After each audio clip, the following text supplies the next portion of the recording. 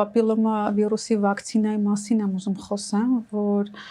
վստահաբար ասում եմ, Gardasil-ը 90% դեպքերում մենք կանխում ենք խնդիրը։ Հայաստանում մի քիչ դժվար է դա ընդունվում, հատկապես կանայք վախենում են իրենց երեխաների համար, որ ասում ենք 16 տարեկանից բարձր պետք է պատվաստվեն, ոչ, բայց ես միանշանակ ասում եմ, որ մենք 90% դեպքերում այդ խնդրի լուծումը գտնում ենք։ Այո, ես տեղյակ եմ, որ